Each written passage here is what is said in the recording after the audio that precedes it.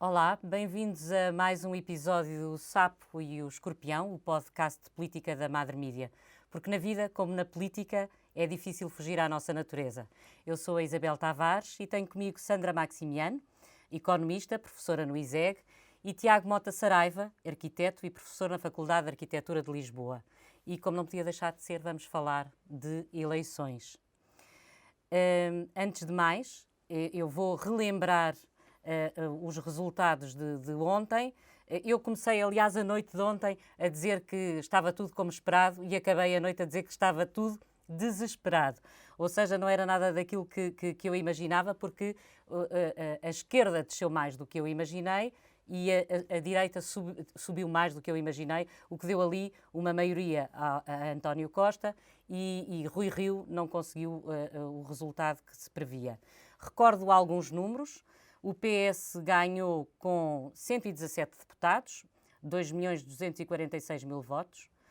O PSD, 71 deputados, com 1.498.000 votos. O Chega tem 12 deputados. O IEL tem 8 deputados. O Bloco de Esquerda tem 5 deputados. Antes do Bloco de Esquerda ficou a Iniciativa Liberal, com 8 deputados, aliás. O PCP ficou com 6 deputados, o LIVRE elegeu 1, o PAN elegeu 1 e o CDS nem sequer elegeu, apesar de ter reunido mais votos do que o LIVRE e o PAN. Vamos ouvir algumas declarações que foram feitas ontem à noite pelos principais perdedores, talvez o Bloco do lado à esquerda do PS, à esquerda do PS, Bloco de Esquerda e PCP. O resultado do Bloco de Esquerda é um mau resultado, é uma derrota e neste partido encaramos as dificuldades tal como elas são. A estratégia do Partido Socialista de António Costa de criar uma crise artificial para ter uma maioria absoluta, ao que tudo indica, foi bem sucedida. Convivemos com uma campanha muito difícil, com uma bipolarização que, como se percebeu, era falsa e criou uma enorme pressão de voto útil que penalizou os partidos à esquerda. O resultado obtido pela CDU nas eleições legislativas de 30 de janeiro de 2022 traduz uma quebra eleitoral com significativas perdas de deputados, incluindo a representação institucional do PEV. Um resultado que, ficando aquém do trabalho realizado e do notável contributo para os avanços e conquistas conseguidos, do valor das propostas de soluções para os problemas nacionais e da campanha de esclarecimento e mobilização para os votos, a que milhares de ativistas deram um corpo, representa um elemento negativo na vida nacional.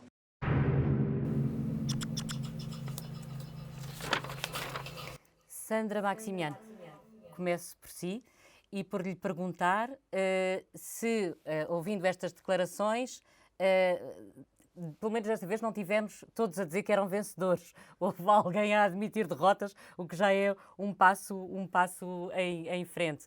Mas a Catarina Martins podia ter admitido mais rapidamente que fez uma má campanha ou não fez uma má campanha. É isto que ela estava a dizer, enfim, no fundo, a culpar o voto útil. Sim, é muito difícil que qualquer partido admita que fez uma má campanha ou que, no caso de o ter realmente feito. Eu acho que a Catarina Martins e o Bloco de Esquerda em geral fizeram uma má campanha, na minha opinião. Fizeram uma campanha muito pela negativa.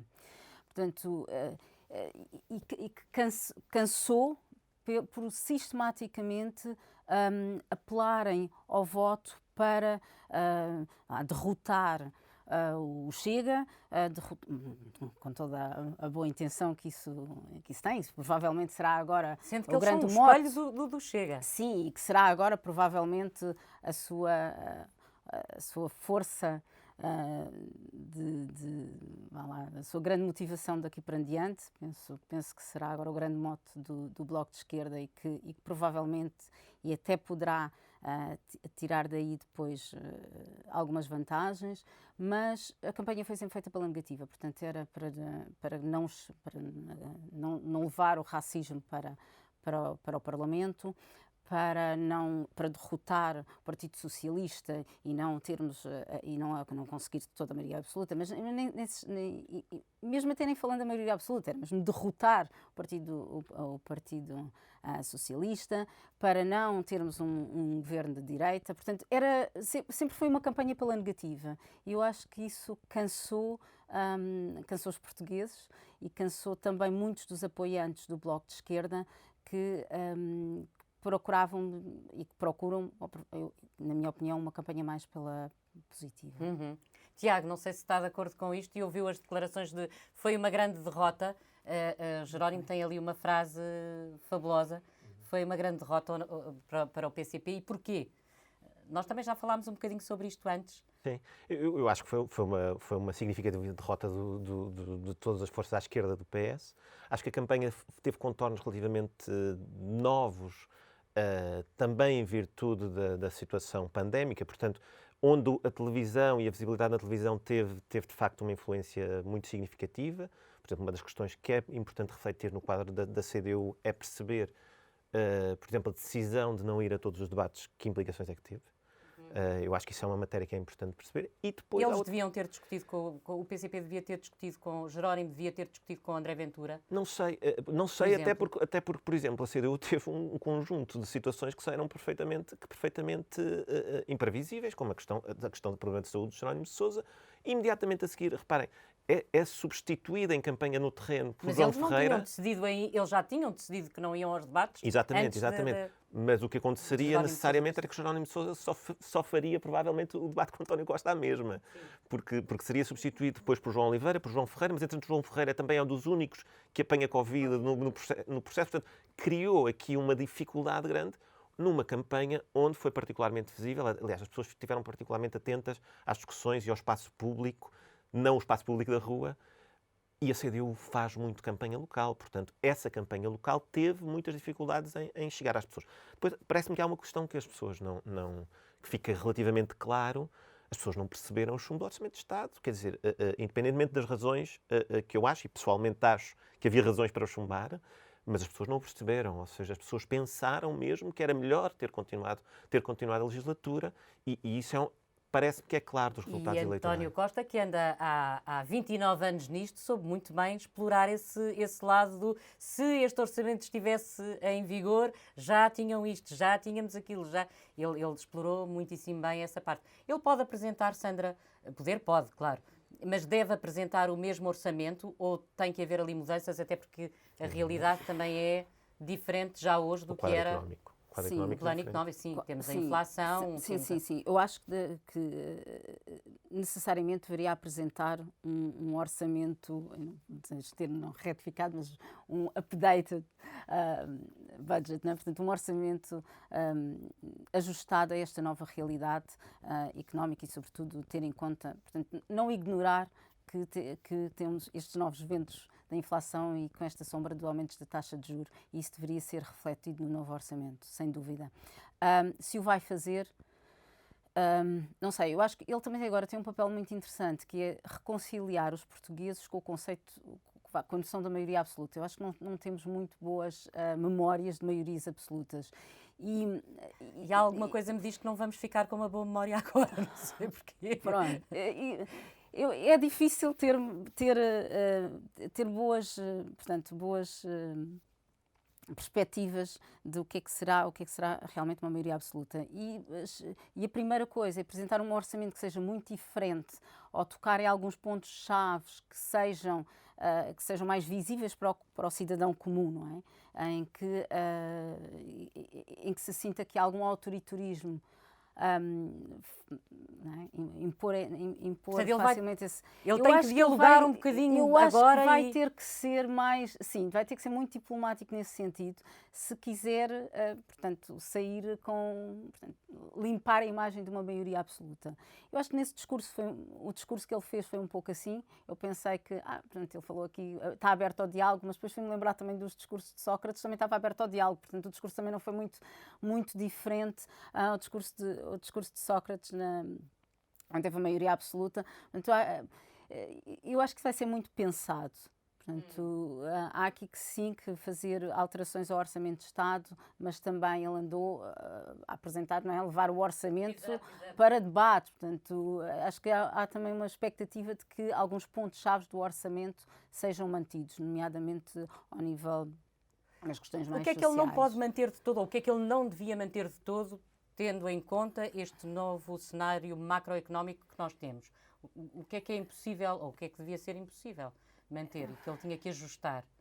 Não sei se é impossível, o que é impossível ajustar ou manter. A questão aqui é que temos que fazer novas previsões para, não é mesmo ao nível das contas públicas, quer despesa, quer receita, temos que fazer aqui novas previsões face a este novo este panorama de uma inflação. E daquilo que pode acontecer. Exatamente. Claro, Portanto, claro.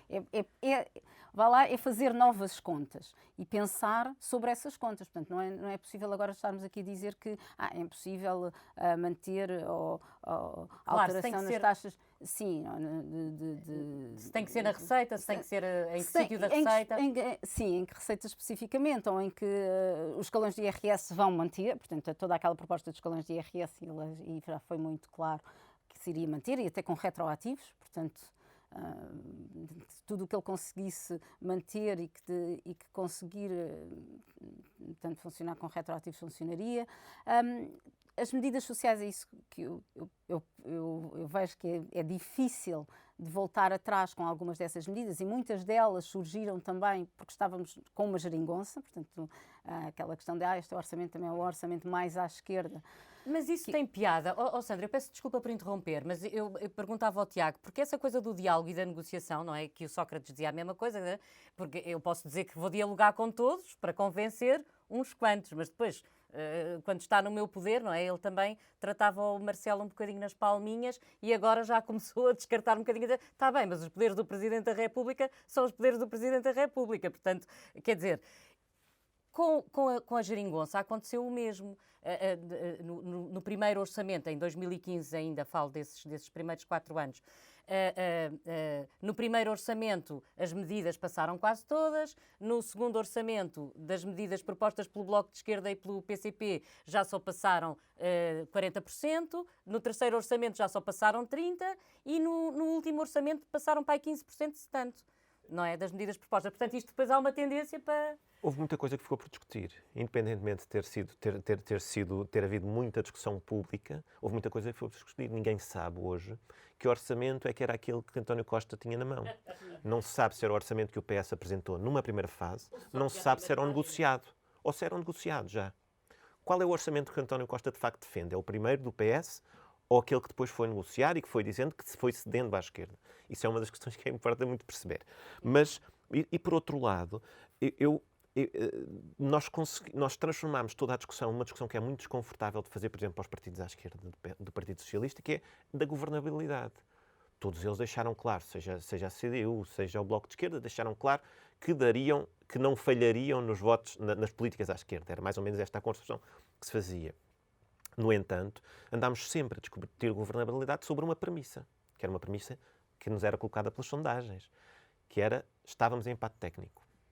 Nós falámos continuamente, sobretudo nas últimas 2 semanas, que havia um empate técnico. E não havia empate técnico. Nós fomos enganados. E é preciso perceber-se isso, E não foi bem a mesma coisa que aconteceu em Lisboa. Lisboa teve uma justificação, os erros das sondagens teve uma justificação. E que teve, de facto, Foi as pessoas terem ficado em casa pela confiança de que foi, a vantagem e não era só, tão grande. houve um acontecimento que teve largo impacto, a reportagem da Sábado, Margarida Martins e a resposta de Fernando Medina. Eu estou convencido que teve um largo impacto e que, sobretudo, chateou algumas pessoas que votariam PS tendencialmente e que, por isso, simplesmente não foram votar. E essa massa de pessoas teve significado no resultado eleitoral e que se arrependeu, nesse mesmo dia arrependeu-se.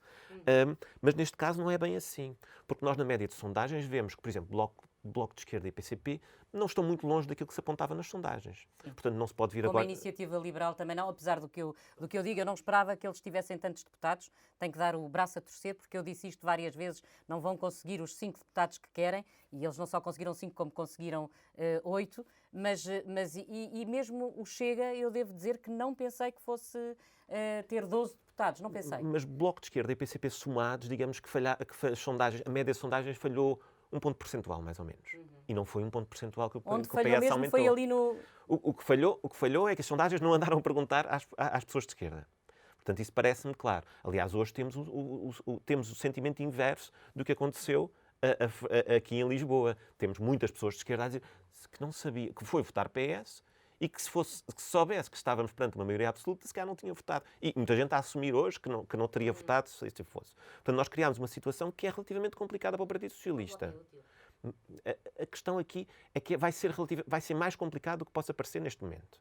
É óbvio que já há Augusto Santos Silva e outros que tanto já estão a esfregar as mãos de contente, de certo poder absoluto, e agora podemos terminar, mas é preciso não esquecer que o resultado destas eleições nota uma coisa, que as pessoas tinham mais em mente tentar evitar, por exemplo, um governo do PSD. Ou seja, estava mais presente na cabeça das pessoas o governo de Passos Coelho do que até o governo de Sócrates, independentemente de toda a... Mas não queriam a tal maioria absoluta. Mas não queriam a maioria absoluta. Eu estou perfeitamente convencido que não havia... Aliás, Sandra eu e também António Costa... Sim, estávamos a falar disso quando viemos. António Costa, na verdade, Sim. não sonhava que ia ter aqui uma maioria absoluta. Sim, e acho Ficou que... surpreendido. E acho que mesmo a estratégia a meio da campanha, não é? Começa por pedir a maioria absoluta e depois, ou aconselhado, ou tendo essa consciência que não é realmente uma boa estratégia. Não é? Portanto, pedir, as pessoas não têm boas memórias de maioria absoluta. Portanto, não é, e não acho, e também concordo aqui, que Tiago, não creio que as pessoas quisessem essa maioria absoluta. Portanto, a estratégia muda a meio da campanha. Agora, que realmente as sondagens favoreceram o PS nesse sentido, favoreceram, não é? Porque temos aqui um empate técnico e claramente o que veio-se a verificar é que as pessoas não queriam esse governo de direita. E também aqui concordo perfeitamente. As pessoas dão mais peso, e há bastante investigação que explica isso, né, na área até comportamental, as pessoas dão mais peso a acontecimentos recentes do que a acontecimentos mais longínquos. Portanto, a questão de um governo de direita, o governo de Passos Coelho e a questão da Troika ainda está mais presente. Sobretudo porque ela é muito falada Sócrates. todos os dias. Exatamente. Pronto, isso, o Sócrates também é muito falado quase todos os dias, não é? Mas uma Mas o Sócrates já...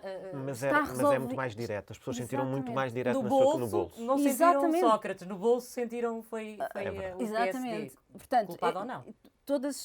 tudo isso explica, não é? Portanto, há aquele viés da representatividade, podemos dar nomes. Já vamos falar podemos nisso dar também. Portanto, é muito mais evidente. Isso foi, portanto, as pessoas realmente não queriam um governo de direita e as sondagens davam claramente, essa última sondagem deu claramente, portanto, um empate técnico e a possibilidade de um governo de direita com uma coligação Aliás, com a houve uma Iniciativa altura... Liberal e depois ainda acrescido com a incerteza de que talvez fosse ainda preciso o Chega. Quer dizer, portanto, podia haver a possibilidade de uma coligação com a Iniciativa Liberal, o CDS, se elegesse um deputado, portanto, ou mesmo dois, portanto, havia essa coligação, mas ainda com aquela possibilidade de, e se for preciso o Chega? Eu aí acho que as pessoas realmente recearam. Vamos ouvir as declarações que fez António Costa, enfim, e também que fez o líder do CDS, o Francisco Rodrigues dos Santos. Bom, o primeiro garante que não pintaremos o risco sou eu próprio. E manterei sempre um diálogo permanente no quadro da Assembleia da República e de solidariedade institucional com o Sr. Presidente da República. Eu acho que se há coisa que os portugueses têm registado é que creio que nunca houve um período tão longo da nossa história onde o relacionamento entre Presidente da República, Assembleia da República e Governo tenha sido não só tão pacífico, mas tão construtivo como aqueles que têm existido nos últimos 6 anos.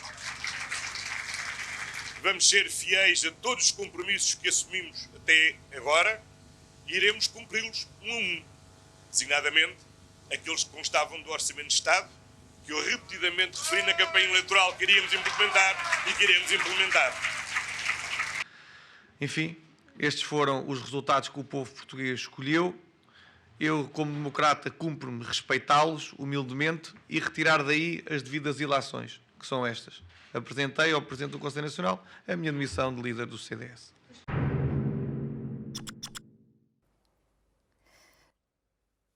Sandra, neste rescaldo, ou neste final de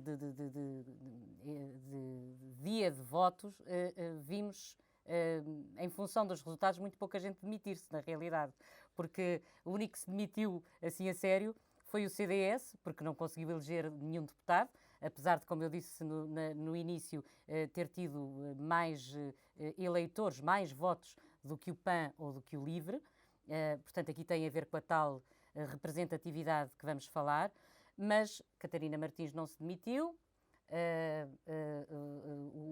o Jerónimo de Sousa não se demitiu, nem ninguém espera que ele se vá demitir, como é óbvio, mas também não se demitiu Rui Rio, apesar de ter dito que, e também vamos ouvi-lo daqui a pouco, apesar de ter dito que já não sabia mais o que podia fazer pelo Há que perceber o que disse em alemão, não é? Há que perceber exatamente o que disse em alemão. E, portanto, quem é que é, nestas eleições, o sapo? E quem é que é o escorpião, antes de mais? Bem, eu acho que para eleger o sapo e para eleger o escorpião, se calhar vou utilizar aqui um bocadinho o discurso do Rui Rio, porque eu acho que ele pôs no papel do sapo, ele próprio elegeu-se nesse papel de sapo, não é? Porque basicamente justificou todos esses resultados com o voto útil funcionou para a esquerda, mas o voto útil não funcionou à direita, portanto, queixando-se realmente todo o apoio que poderia ter havido de eleitores que votaram na Iniciativa Liberal e no Chega, portanto, e que não, se calhar pensaria, não é? Porque que os conseguiria atrair e que isso não aconteceu. Portanto, eu acho que ele próprio pôs nesse papel de sapo no discurso. E talvez aqui de escorpião é um bocadinho mais difícil para se manter essa congruência. Se calhar vou dizer que Iniciativa Liberal nesse papel de escorpião. Uhum. O Rui Rio, a certa altura, diz que não sabe o que mais pode fazer, mas ele já devia ter descoberto isto há mais tempo, ou não? É um bocadinho tarde para descobrir que já não havia nada a fazer pelo PSD? Ou não? Ele teve 6 anos quase para descobrir isso, não? O Rui Rio, eu acho que tem uma dificuldade de entendimento do país. E beneficiou de um conjunto de situações que foram mantendo na liderança do PSD. Não se percebe bem o que é que ele quis dizer. Muitas vezes não se percebe bem o que é que Rui Rio quer dizer, e ele costuma dizer que é por humor. Portanto, tem humor, digamos, se calhar alemão, não é?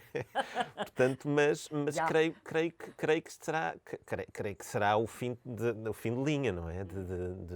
Do Rui Rio e do PSD. Foi tudo construído para que ele pudesse vencer estas eleições. Ou seja, ele teve todos os instrumentos, inclusivamente o partido de alguma forma unido com a perspectiva de vencer, e na verdade teve 29%, não é? Portanto, teve uma votação que ainda assim melhorou a de 2019, sim, mas com 29,27%, portanto uma coisa relativamente curta. E com uma nuance que, de facto, ele falou que tem a ver com não conseguiu mobilizar o voto útil à direita. Portanto,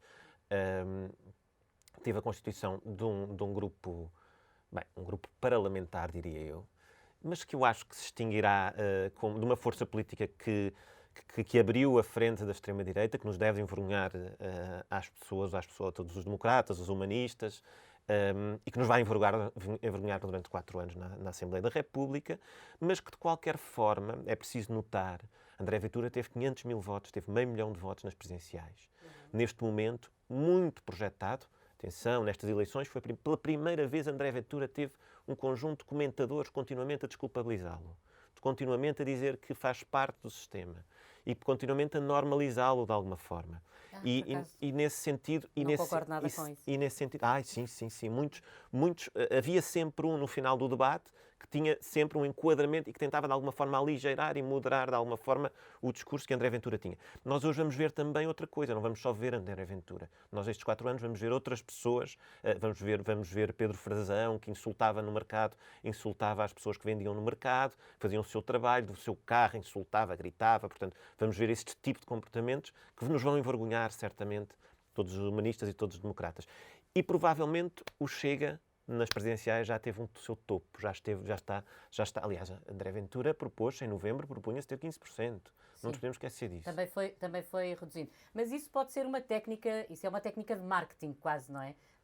Ter que pedir muito mais para depois ter ali ficar num... Mas nem sequer conseguiu mobilizar os votos que tinha tido nas presidenciais. Portanto, atenção, é importante perceber, e eu acho que a formulação por exemplo, nos debates André Ventura já ninguém disse que ganhou. Porquê? Porque André Ventura tinha uma forma repetitiva de atuar. Ou seja, se aquilo funciona relativamente bem, debate de futebol, em que as pessoas já estão muito... eu sou do Benfica, sou do Sporting, então defendo sempre aquele... Claro.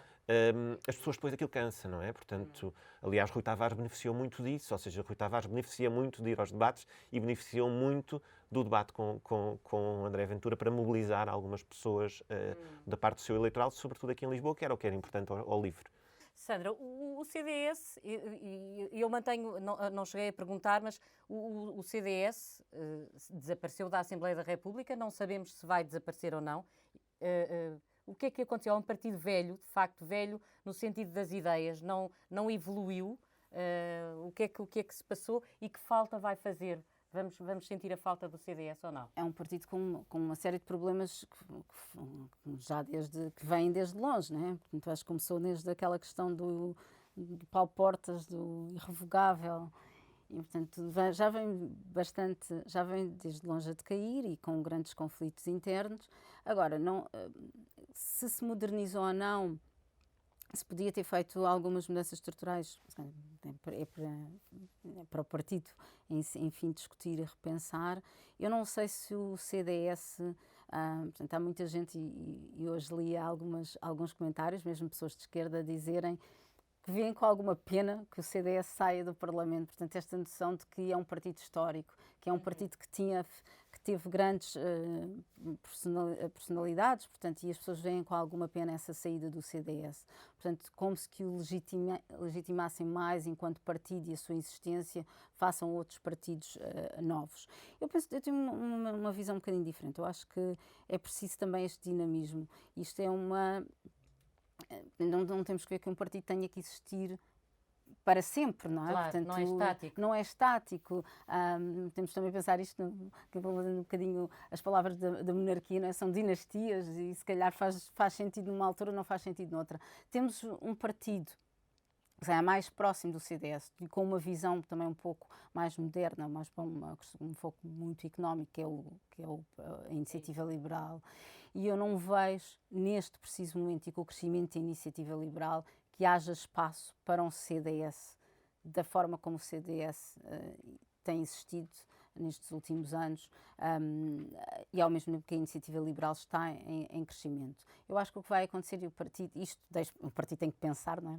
nas suas bases, pensar o que é que vão fazer, se realmente pode haver essa possibilidade de muito mais pessoas do CDS se juntar à Iniciativa Liberal, ao PSD, ou então reformularem, portanto, reformularem o CDS ou ter um novo partido, não se sabe. Mas temos aqui este pormenor, que não é menor, acho eu, que é o de ter reunido 86.578 votos, não é?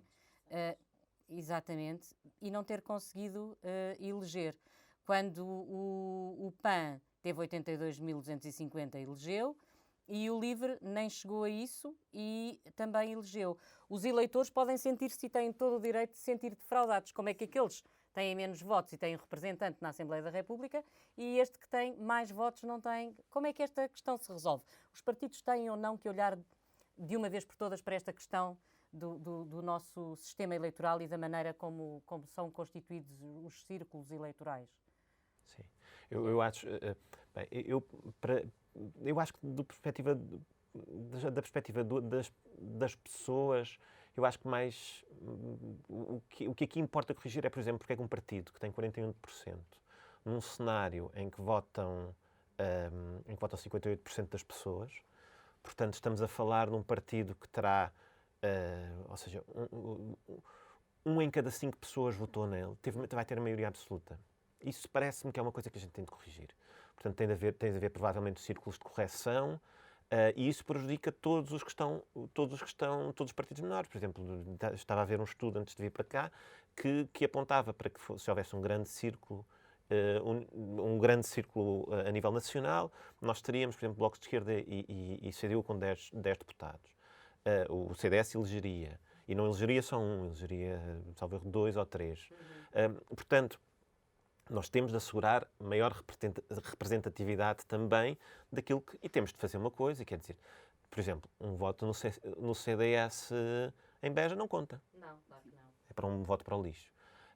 Um voto da CDU em Viseu faz com que as pessoas votem útil e depois as contas saiam todas trocadas. Exatamente. Andamos sempre aqui em voto estratégico. E esse voto estratégico não nos favorece a democracia. Porque as pessoas depois, as pessoas sentirem que não estão a votar naquele com que mais se identificam, mas estão a votar naquele que pensam que tem algumas hipóteses, é um problema. E eu acho que isto devia ser pensado de uma forma estrutural. Sim. Na verdade, está a ser pensado desde 1997, pelo menos, que foi quando acordaram uma alteração na Constituição que dava exatamente para se mudar este sistema e se repensar. Havia um proposto na altura, não tinha que ser esse, podia ser outro. Mas a Assembleia da República tem vindo a receber diversas propostas e acaba por nunca... Este método é simples, não é? Acaba por ser um dos métodos mais simples para alocar, portanto, chegar ao número de mandatos. Acontece que favorece realmente os partidos maiores. Portanto, temos que... isso tem que se refletir. E realmente favorece os partidos maiores e temos de favorecer também os grandes círculos eleitorais. E isso aí tem que ser repensado, porque a mim choca-me um pouco essa sensação de que o resto do país, não é? Portanto, e voltamos a ter esta sensação que, sim, o PAN elegeu porque é Lisboa, não é? O LIVRE elegeu porque é Lisboa, e onde é que fica o resto? Sim. Que é nacional, até. Porque isto está muito concentrado na questão do número de pessoas, ou seja, carrega inclusivamente um problema estrutural do país que tem a ver com a concentração das pessoas em determinados núcleos urbanos e na litoralização. Claro. Portanto, temos até que Porto Alegre a eleger 2 deputados, Beja 3, que é enorme. E isso, como arquiteto, a mim faz-me alguma confusão, porque é verdade que nós temos de considerar as pessoas e o número de pessoas que estão, mas também é verdade que nós temos um território muitíssimo desequilibrado e que conta pouco os distritos por exemplo, somando Porto Alegre, Évora e Beja, temos 6, 8 deputados. Estamos a falar de um terço do país. Eu outro dia estive a fazer uma soma que dava, mesmo assim, nos principais, naqueles que são os maiores em dimensão, dava menos do que Lisboa, Porto e Braga, por exemplo. Estamos a falar de 8 deputados em 230, para um terço do território.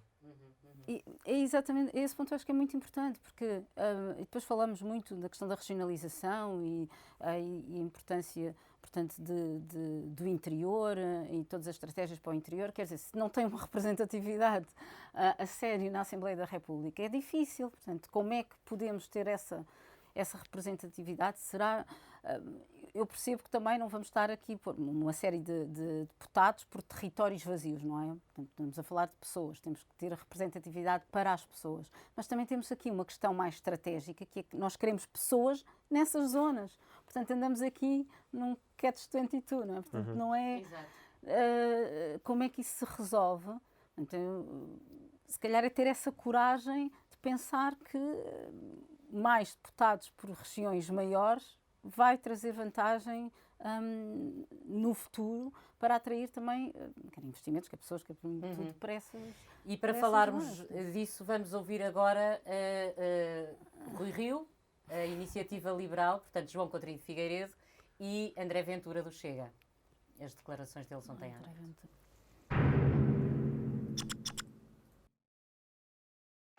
particularmente se confirmar que o PS tem uma maioria absoluta, tem, portanto, um horizonte de governação de 4 anos, eu, sinceramente, não estou a ver como é que posso ser útil neste enquadramento. O partido decidirá, mas eu não estou a ver, neste enquadramento, como é que eu posso ser útil com mais 4 anos em cima. António Costa, eu vou atrás de ti agora. Eu vou atrás de ti agora. Porque há gente a mais. Há empresas a falir. Há homens e mulheres que já não têm esperança neste país. Há pensionistas que recebem 200 e 300 euros por mês. Há polícias tratados como bandidos. E há um país inteiro tratado de rastros pelo socialismo e pela extrema-esquerda. Se o PSD não fez o seu trabalho, nós faremos a partir de agora e seremos a oposição em Portugal. Nestas eleições, só houve 2 partidos que podem cantar vitória porque atingiram os seus objetivos. Um preocupa-nos. É a eventual maioria absoluta do Partido Socialista.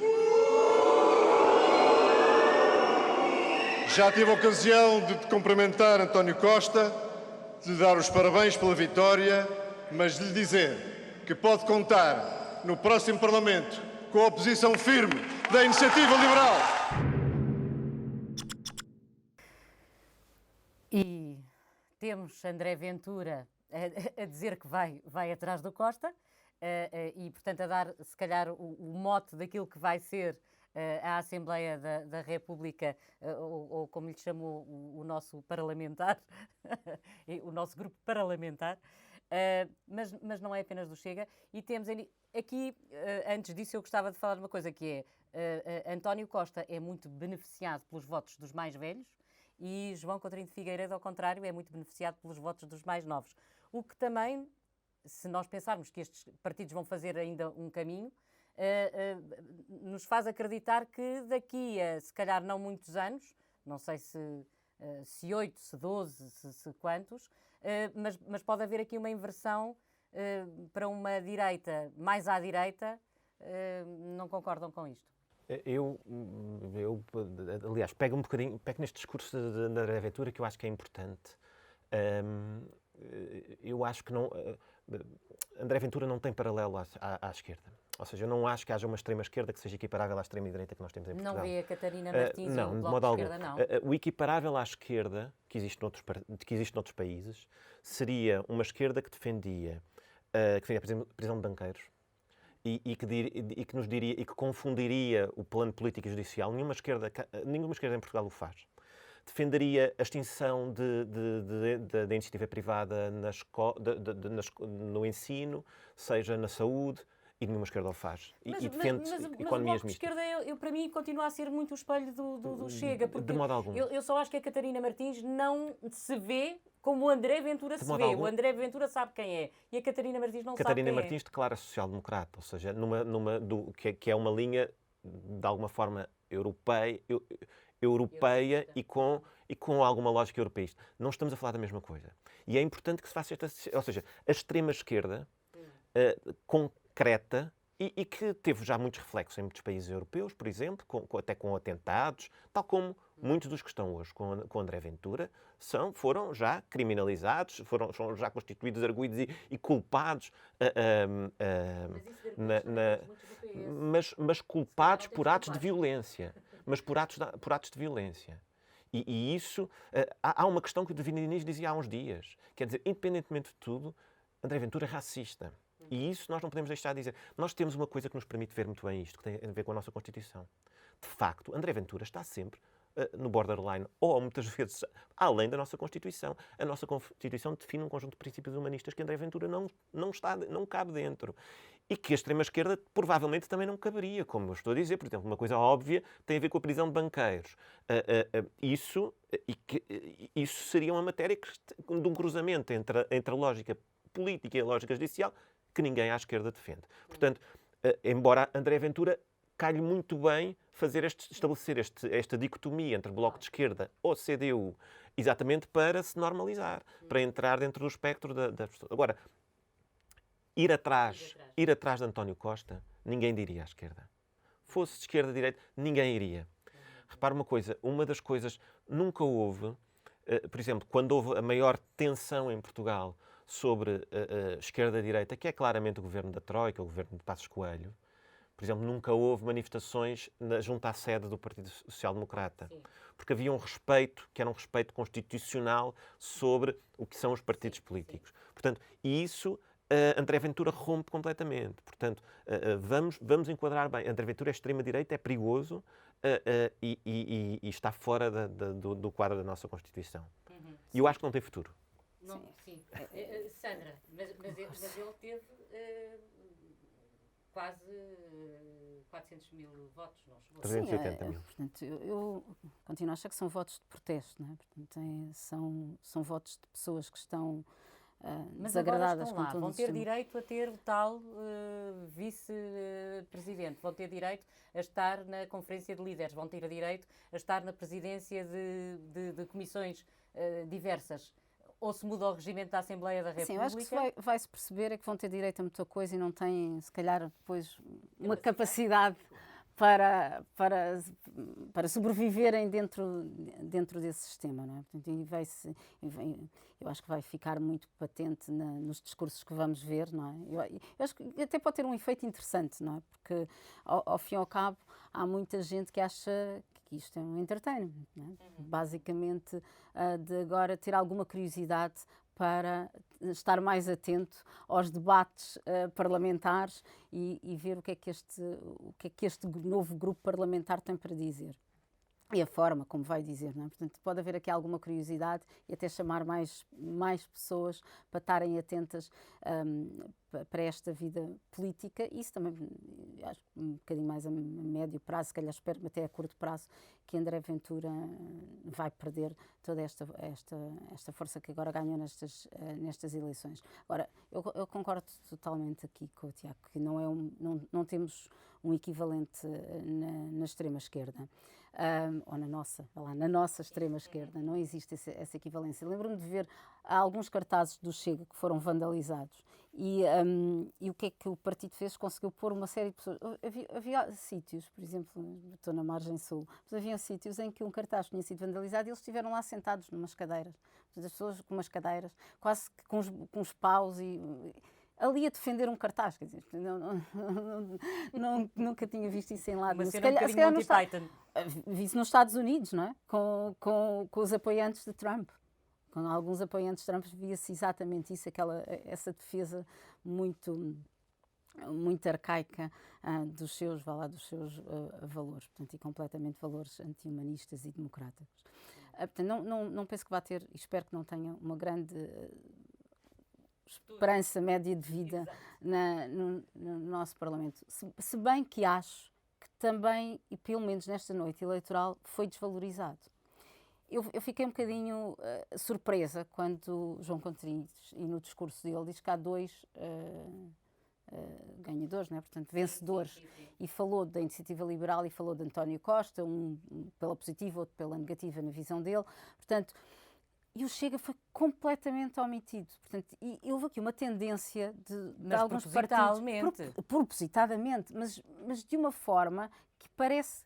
Eu até por um lado percebo, é aquela noção que nós dizemos, de calhar dar-lhes muita atenção, ter mais atenção é pior do que não ter, mas ao mesmo tempo eu acho que temos que estar também atentos a este fenómeno. Temos que estar atentos sobretudo a este fenómeno dos insatisfeitos e deste voto de protesto. E como é que se pode materializar esse voto de protesto no futuro, não é? Portanto, ou o que é que temos que fazer para que este voto de protesto tenha atenção e seja materializado de outra forma que não através de apoios a partidos antidemocratas e racistas, como é o caso do Chega.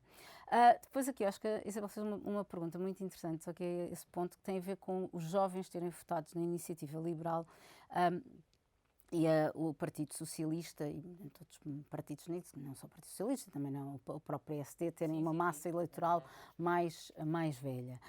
Eu recordo-me que o Bloco de Esquerda começou assim. Portanto, isto é muito interessante ver alguns movimentos. Portanto, temos de estar atentos aqui e perceber isso. Eu acho que o Partido Comunista é o que tem andado de olhos um bocadinho mais vendados, como sempre, não é? Porque esta mudança de gerações e as preferências. Mas o Partido novas... Comunista é um bocadinho como todas as famílias têm o gordo, mas é o nosso gordo. O Partido Comunista é fofo, assim, sem dúvida. Exatamente,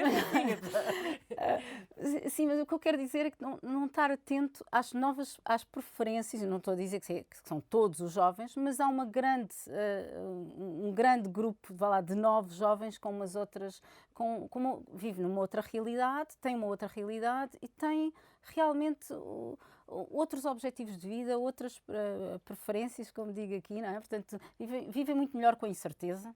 Portanto, a incerteza não é um papão, não é? Que é realmente um grande papão para o Partido Comunista. Porque têm crescido nela, na verdade, não é? Crescem nela e muitos deles crescido bem nela. Portanto, não é? Portanto, eles querem oportunidades não mais do que certeza. Não é traumático. Querem oportunidades mais do que de uma certeza, uma oportunidade única, não é? Portanto, quando nós falamos...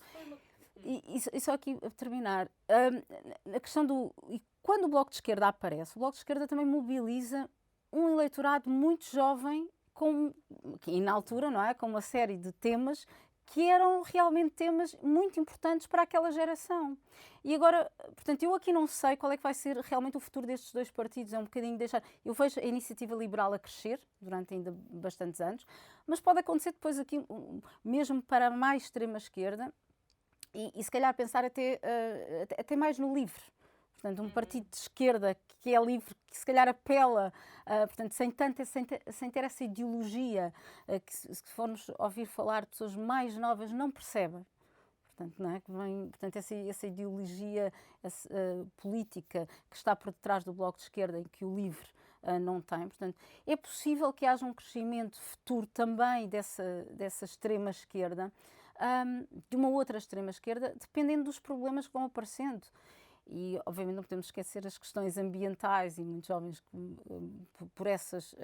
por aí, não é? A nova questão da economia circular, a questão de novas cidades, um novo estilo de vida. Portanto, falamos muito em crescimento quando há aí muitos jovens. E vê-se este crescimento, esses novos partidos de esquerda, que são partidos, se calhar, um bocadinho... que o problema não é o crescimento, não é? Queremos um novo modelo económico. Portanto, eu acho que nos próximos anos, e falando das novas gerações, tudo poderá acontecer. Poderemos ter aqui um grande crescimento de partidos como a Iniciativa Liberal, ou até essa nova força de uma esquerda, mas com os valores que têm que apelar para essas novas gerações vão querer. Sim. Mas é muito estranho estes partidos, para mim é estranho, estes partidos, e eu sou conservadora, acho eu, apesar de tudo, estes partidos não se darem conta, quer dizer, o João César das Neves dizia uma coisa muito engraçada, que era, e de facto nós vemos a campanha é feita da mesma maneira há 45 anos, quase com pandemia ou sem pandemia, isto é sempre a mesma coisa, não só da mesma maneira, com as mesmas ideias. E Portugal continua a discutir. Os médicos, em vez de estar a discutir o ADN e a genética e as novas vacinas, não é? Continuamos a discutir os professores que estão no quadro ou não estão no quadro, em vez de estarmos a falar da internet e da era digital Continuamos preocupados com... A economia, ninguém fala na economia do futuro, esta história das bitcoins e das... Não é? Portanto, é tudo muito nosso, muito virado para dentro, muito pouquinho, não há um horizonte, é aquilo que... Espantou quando é que veio aquela sondagem dizer que os jovens, né, muito pouca percentagem, iam votar no PS, não é? Votar no PS. Os tais 8% de jovens só que votam PS. Pronto. Perceber se era verdadeiro. Se é verdade ou não, é? Portanto, temos aqui um grande problema com a questão das sondagens. Mas podemos ver isso agora pelas juntas de freguesia, por exemplo. Sim. Poderemos ver mais ou menos o sentido que eu não devido. Sim, eu acho que é um papel que todos os partidos deverão fazer, não é? Portanto, é olhar para esta distribuição etária lá de votantes e realmente perceber a fundo o que é que lhes importa, não é? Portanto, o que é que elas querem. Portanto, não é. Eu concordo totalmente. Eu vejo isso até muito pelos meus alunos e pergunto, não é? Portanto, todas essas questões, eles não se sentem tão identificados. A questão, as pessoas estão no quadro ou não estão no quadro. Eu chego a ter alunos que me perguntam exatamente isso, do género. Mas porquê, não é? Que uma pessoa quer ficar no mesmo sítio o resto da vida. E uma coisa muito interessante, tenho feito já há alguns anos, alguns pequenos surveys, portanto faço isso a título mais de investigação, em que tem-se uma pergunta de estabilidade, a importância da estabilidade como do emprego, portanto, e vem vinda de crescer, com preferência. Portanto, não é uma preocupação e nem já sequer é uma preferência destas novas gerações. Portanto, obviamente que imensas questões que continuam a ser debatidas da mesma forma não lhes é atribuída a mesma importância e, portanto, já não fazem sentido nenhum. Sim. Sim, Tiago. Eu acho que sim, mas esses estudos, os que eu conheço, também assinalam que há uma diferença grande entre homens e mulheres. É verdade. E isto tem a ver com uma questão que é um problema de fundo também, que tem a ver com a natalidade. Portanto, as mulheres sentirem-se muito mais condicionadas por isso, nas suas escolhas e na sua estratégia de futuro profissional, do que os homens. Mas eu acho que há aqui uma coisa que é muito relevante, é que na verdade, e que temos de começar a pensar bem, é que o Estado Social está a falhar aos mais jovens. Ou seja, entre os 18 e os 35, as pessoas sentem, bem, quando se fala em ensino público, ensino privado, muitas vezes alguns jovens veem, bem, até o privado até é melhor. No secundário, no superior não tanto, mas depende dos setores. Depois, por outro lado, a questão do Serviço Nacional de Saúde não se colocou-se agora com a pandemia, mas não se coloca aquela dependência que os mais velhos sentem bastante e querem defender as pensões. Quando se fala na função pública, os jovens dizem, função pública, nós nunca vamos acabar por trabalhar. É muito raro o jovem que tem como aspiração ou que consegue chegar a ter o emprego da função pública. Portanto, o Estado Social está a falhar essas.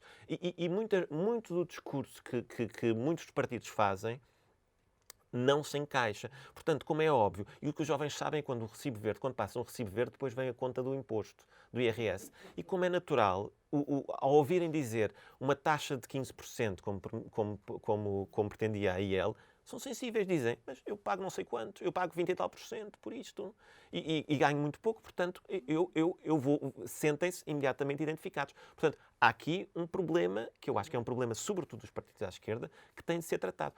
Só mais uma coisa, a questão das alterações climáticas eu acho que não notamos, o discurso do PCP tem um conjunto de regras na formulação. Acho que ninguém está a notar, por exemplo, que pela primeira vez, para além das questões do trabalho, das questões do Serviço Nacional de Saúde ou do ensino público, Jerónimo de Sousa colocou na sua intervenção, exatamente no mesmo momento em que disse que o PEV, logo a seguir a dizer que o PEV não tinha tido nenhum eleito, colocou o combate às alterações climáticas. Eu acho que isso é uma matéria que é uma grande... neste momento é uma entrada nos temas centrais do PCP, que pode ser muito relevante no trabalho futuro. Aliás, já se notava durante a campanha, já se notou algumas vezes, com alguns apoiantes mais jovens a terem um discurso relativamente novo sobre a questão das alterações climáticas e que vêm das manifestações do ensino secundário, sobretudo. Eu acho que isso é uma matéria que os partidos, sobretudo à esquerda, terão de começar a dar a relevância maior a esses temas que ainda não têm dado. Portanto, mas parece-me que isso será uma resposta clara. Antes de terminar, porque estamos a chegar ao final do nosso tempo, eu queria falar num instantinho sobre o PRR, porque Portugal, a mim é uma coisa que eu confesso que isto me aflige. Aflige-me de saber que Portugal vai receber tanto dinheiro, aflige-me de saber que mais de 2/3 do PRR são para o Estado, são para instituições do Estado, da central ou local, não interessa.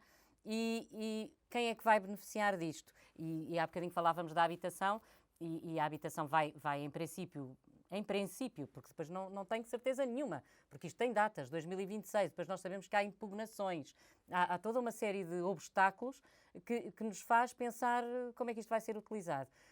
Mas além do PRR há todo o dinheiro que vem da Europa e que é muito dinheiro, nunca recebemos tanto dinheiro. Como é que ele vai ser aplicado? Como é que se faz este escrutínio?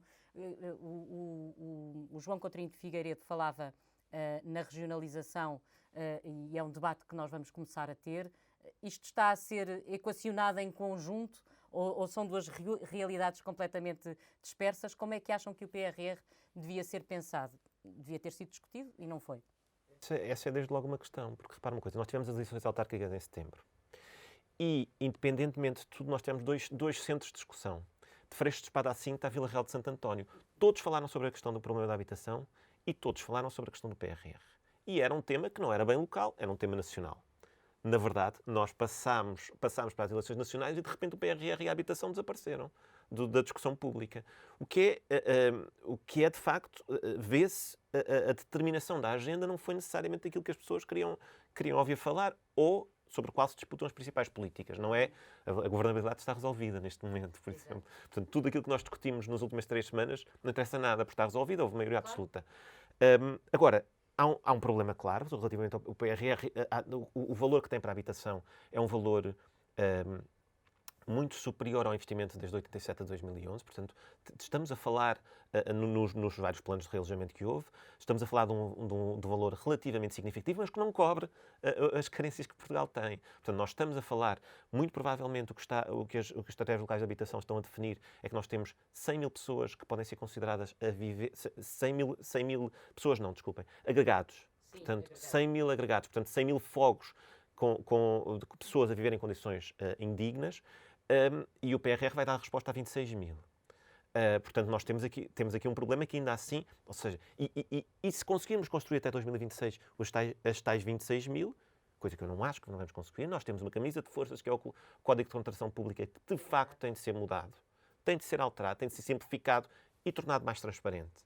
Porque não é, ou seja, tem um conjunto de procedimentos que o tornam muito opaco e que o tornam um inferno, mesmo para o próprio autarca que quer fazer tudo bem, tem sempre o risco de não cumprir um procedimento qualquer. Portanto, nós temos de transformar numa coisa mais simples, mais acessível e mais transparente até para ser fiscalizado. Mas, por outro lado, nós não vamos conseguir executar isto até 2026. Isso aí é um ponto claro. Por outro lado, o Partido Socialista, com esta alteração da legislatura, tem uma grande vantagem, que é, em vez de ir às votos em 2023, quando o PRR ainda não estaria executado, vai só a votos em 2026. Portanto, com o PRR a ser executado, esperamos nós, em grande fulgor, digamos assim. Sandra, acredita que o PS depois ainda pode ficar mais 4 anos? Bem, sei que já estamos a pensar muito à frente, mas... O que é que nos torna socialistas? Esta coisa de querermos e de, no fundo, não queremos ser mandados, mas gostamos de ter alguém que tome conta de nós. É uma coisa... eu acho que é cultural, não é? Um bocadinho. É confortável. Portanto, nesse sentido é confortável.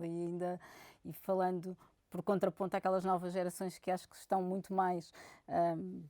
abertas à incerteza e à instabilidade, nós ainda somos, ainda não temos, não estamos assim tão abertos a essa instabilidade e temos esse conforto de ter todo esse paternalismo público e também não temos assim tantos anos de democracia quanto isso, não é? Portanto, desde 25 de Abril, portanto, ainda lembro-me dos anos que vivi na Holanda e de pensar constantemente que são democracias com 200 e tal anos, não é? Portanto, é muito diferente e na altura de 30 e tal anos que estávamos passados sobre 25 de Abril, agora mais, mas pronto, portanto, é muito pouco. Mas penso que portanto, é apenas uma questão de conforto. É uma questão de inércia muitas das vezes. Portanto, ter algum receio também de mudanças. Nós gostamos de mudanças, mas não gostamos de mudanças muito radicais.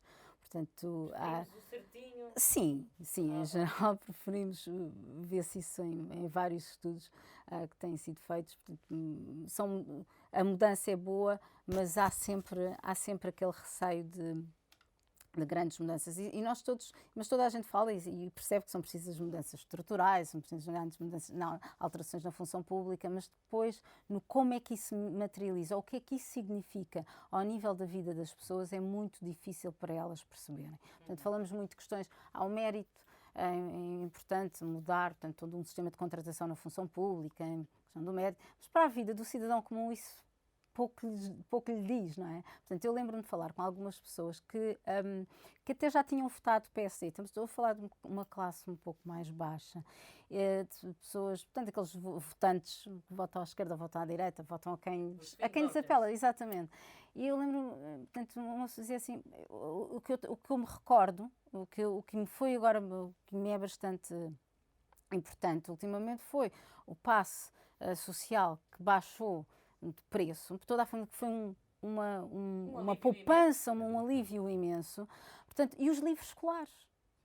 Quer dizer, pronto, está feito, a minha decisão está tomada, não é? Portanto, em quem é que eu voto? Portanto, são coisas muito simples. Nós temos um discurso muito complicado quando temos e esquecemos que a maioria da população ainda tem qualificações muito baixas e o que lhes apela são coisas que têm influência na vida, no dia-a-dia, portanto, que são óbvias. Portanto, assim como a iniciativa liberal teve muito sucesso num discurso que é fácil para os jovens perceberem, bem, se eu pago X de impostos, se pagar isto, eu sei fazer uma conta fácil, sei quanto é que eu vou poupar. Portanto, esse de ser mais direto e para as pessoas perceberem qual é que é o impacto que determinada política tem na sua vida. E voltando, portanto, usando isto para voltar ao PRR,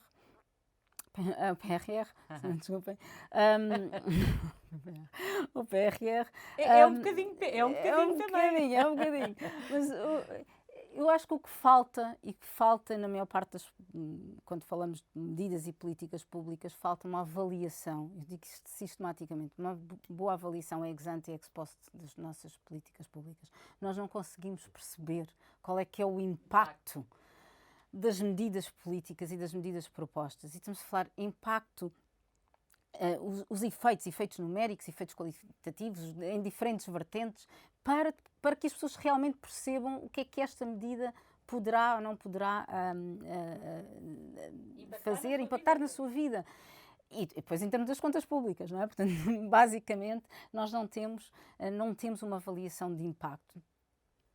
Que, aliás, é muito engraçado porque nos preocupamos imenso com o Orçamento de Estado, mas depois a Conta Geral do Estado, ou seja, a execução, ninguém fala. Não, nós fazemos aquelas contas, um orçamento são contas, pronto, despesa e receita, as contas um bocadinho de marciairo, não é? Que se tem que ser feito, mas não há uma avaliação de impacto das medidas propostas.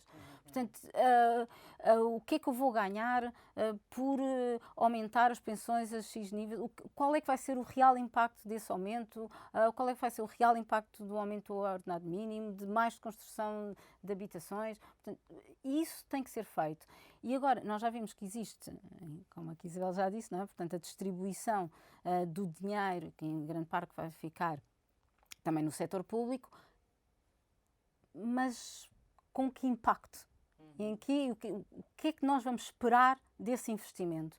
Nós dizemos muito, investimos aqui, investimos acolá, investimos nisto e naquilo, e não sabemos realmente qual é que é o resultado, nós dizemos os outcomes, não é? Portanto, os resultados dessas medidas públicas. Portanto, isso aí, quer ao nível mais micro, quer depois ao nível mais macro de grandes medidas, é muito importante para as pessoas perceberem e depois também votarem em consciência, porque ao fim e ao cabo, votar é fácil de perceber na sua própria vida qual foi o impacto de ter os livros de Borla, não é? Agora, em termos do país, e em termos de futuro, o que é que isso significa até no próprio comportamento das famílias? Quais são as grandes implicações de ter tomado essa medida? Isso não é feito. Eu acho que isso aí era extremamente importante e para qualquer governo, de esquerda, de direita, seja o que for, era uma das coisas que eu acho que é extremamente importante. Com o voto vai ser mais ou menos a mesma coisa. Qual é que vai ser a implicação agora destes 4 anos desta maioria? Vamos ver. Tiago, quem é o sapo e quem é o escorpião nesta história? Eu não posso deixar de dizer que o sapo será muito à esquerda do PS, que foi votar no PS. E que ainda ontem já estava a dizer que nós não tínhamos pensado que isto podia dar a maioria, que jogou todo num voto estratégico e que não aconteceu. E o escorpião desta coisa, há que chamar à responsabilidade das estruturas das empresas de sondagem, quem fez as sondagens, quem conseguiu, porque reparem, reforço o que tínhamos dito ainda há pouco, quer dizer, nós não conseguimos discutir o PRR, não discutimos a habitação, nós andámos continuamente a discutir um problema que está resolvido hoje. que era a governabilidade. Isto porquê? Porque eram produzidas sondagens atrás de sondagens e isso era tema sempre, todos os dias.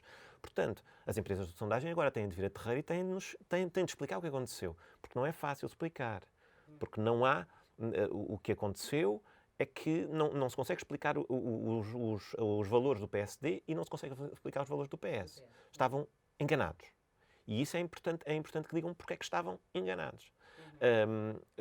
Porque, na maioria dos casos, isso influenciou muito o sentido de voto de uma parte significativa da população. Portanto, eu resumiria assim, o sapo à esquerda do PS, o escorpião as empresas de sondagem.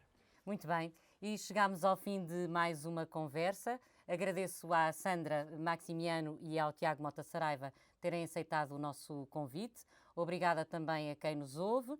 E agora que terminou mais um ciclo eleitoral, vamos regressar ao formato semanal do Sapo e o Escorpião e voltamos para a semana para falar sobre a atualidade política à luz da fábula que conta a história de um sapo e de um escorpião que morreram afogados porque nenhum deles conseguiu resistir à sua natureza.